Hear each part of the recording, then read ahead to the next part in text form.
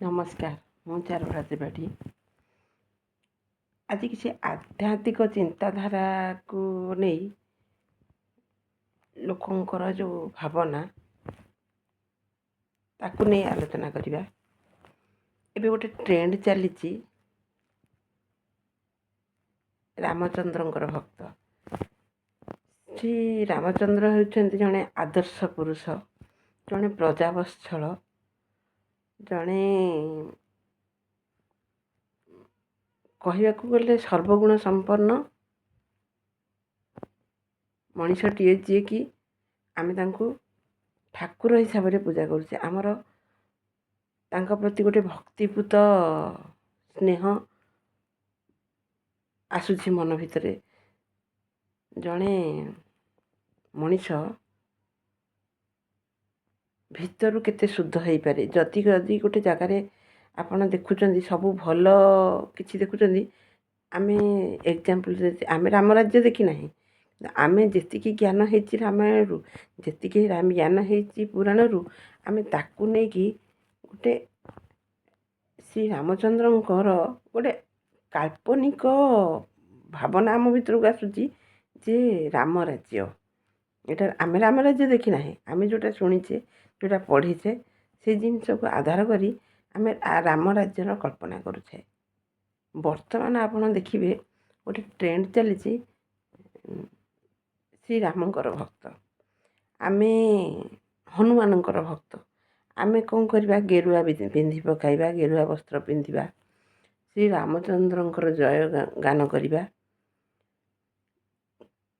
ରାମଚନ୍ଦ୍ରଙ୍କର ପତାକା ଧରିବା। ଏସବୁ ଦେଖିକିରି ଆମେମାନେ ଭାବୁଛନ୍ତି ଆମେ ଗୋଟେ ରାମ ଭକ୍ତ ହେଇଗଲେ।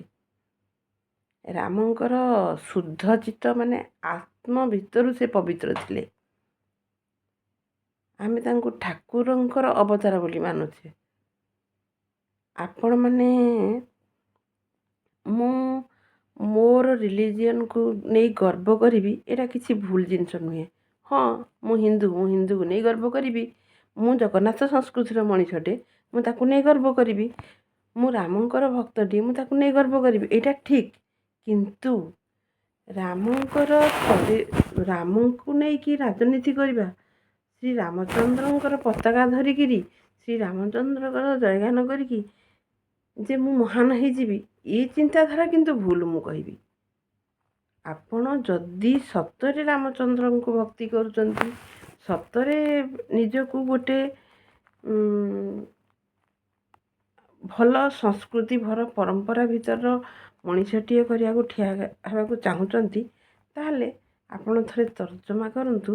ଆପଣ ଯେଉଁ ଆଦର୍ଶବାଦୀ ପୁରୁଷର ଜୟଗାନ କରୁଛନ୍ତି, ତା'ର ଭଲ ଗୁଣିକ କ'ଣ ଥିଲା?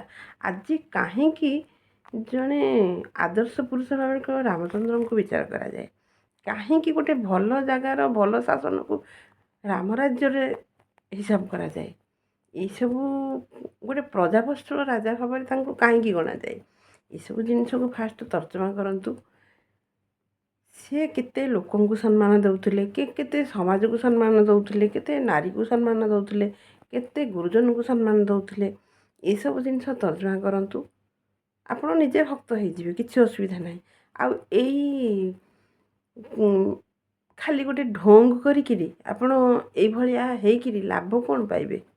ନିଜ ଚରିତ୍ର ସୁଧାରିଲେ ସମାଜ ଆପେ ସୁଧରିଯିବ। ଆପଣ ଜୟଗାନ କରିବାର କିଛି ଆବଶ୍ୟକତା ବି ପଡ଼ିବନି। କିନ୍ତୁ ଆପଣ ଯଦି ଭାବୁଥିବେ ଯେ ଏଇ ଢୋଙ୍ଗ କରିକି ଆପଣ ଜିତିଯିବେ, ନା। ଆପଣ ଯଦି ଜଣେ ଠାକୁର ବିଶ୍ୱାସୀ, ଆପଣ ଯଦି ଜଣେ ଆଧ୍ୟାତ୍ମିକ ବିଶ୍ୱାସୀ, ତାହେଲେ ଏଇଟା ବି ମାନିବେ ଯେ ଶ୍ରୀରାମଚନ୍ଦ୍ରଙ୍କର ଏଇ ଯେଉଁ ଅଭିନୟ କରିବାଟା ଭକ୍ତ ବୋଲି, ଏଇଟା ଠିକ୍ ନୁହେଁ। ଯାହାର ପରିଣାମ ଆଜି ଆମେ ଦେଖିବା ଅଯୋଧ୍ୟାରେ କେଉଁ ଭଳିଆ ନିଆଁ ଲାଗିଲା। କାହିଁକି? ଆପଣମାନେ କାହିଁକି ଏଭଳି କୁସଂସ୍କାରୀ ହେଇକି ଧର୍ମ ଜାଗାକୁ ଯାଉଛନ୍ତି? କାହିଁକି ଏଭଳି କୁସଂସ୍କାରୀ ହେଇକି ଧର୍ମ ଆଲୋଚନାରେ ଭାଗ ନେଉଛନ୍ତି? ନିଜକୁ ସଜାଡ଼ୁନାହାନ୍ତି ଟିକେ।